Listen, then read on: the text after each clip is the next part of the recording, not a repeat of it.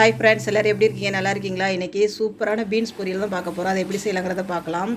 4 kilo beans கழுவி சுத்தம் செஞ்சு பொடிசாக கட் பண்ணி வச்சுக்கலாம். அடுப்பத்தை வச்சு ஒரு வானல் வச்சுக்கலாம். 2 டேபிள் ஸ்பூன் கடலெண்ணெய், கடுகு, கருவேப்பிலை, பச்சை மிளகாலாம் போட்டு நல்லா பொரிய விட்டுடலாம். ரொம்ப டேஸ்ட்டாக இருக்கும் இந்த பொரியல். பிள்ளைங்களாம் காய்கறி சாப்பிட மாட்டாங்க. இது போல் செஞ்சு கொடுத்தா பிள்ளைங்க விரும்பி சாப்பிடுவாங்க. ஆஃபீஸ் போகிறவங்களாம் நைட்டே பீன்ஸை கட் பண்ணி வச்சுக்கிட்டிங்கன்னா காலையில் ஈஸியாக இருக்கும் செய்கிறதுக்கு, பொரியல் செய்கிறதுக்கு. வெங்காயம் சேர்த்துக்கலாம். வெங்காயம் சேர்த்து நல்லா வதக்கி விடலாம்.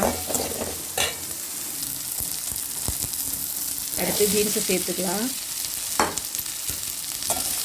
நம்ம காய் நறுக்கிறதுக்கு முன்னாடியே கழுவி கட் பண்ணுங்க, அப்போ தான் சத்து கிடைக்கும். நறுக்கிறதுக்கப்புறம் கழுவிடாதீங்க, சத்தெல்லாம் போயிடும். நல்லா கலந்து கொடுத்துக்கலாம். டேஸ்ட்டுக்காக உப்பு சேர்த்து காய்க்கு மேலே தண்ணி ஊற்றிக்கலாம். பிகினர்ஸ் எல்லாம் ஈஸியாக செய்யலாம், கஷ்டமே கிடையாது. ஈஸியான பொரியல் தான். இதே போல் பீக்கங்காயும் இந்த மெத்தடில் செய்யலாம். 2 முட்டையை ஒரு பவுலில் உடச்சி ஊற்றிக்கலாம். 1/2 டேபிள் ஸ்பூன் மிளகுத்தூள், 1/4 டீஸ்பூன் மஞ்சத்தூள் சேர்த்து நல்லா மிக்ஸ் பண்ணிக்கலாம்.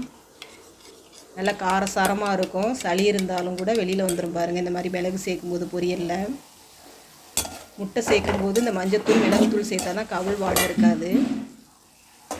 ரொம்ப டேஸ்டியாக இருக்கும். தண்ணி ட்ரை ஆகட்டும், தண்ணியோடு ஊற்ற வேணாம் முட்டையை. ஈஸியான மெத்தட் தான். நீங்கள் செஞ்சு பாருங்கள், உங்கள் ஃப்ரெண்ட்ஸுக்கெல்லாம் ஷேர் பண்ணுங்கள்.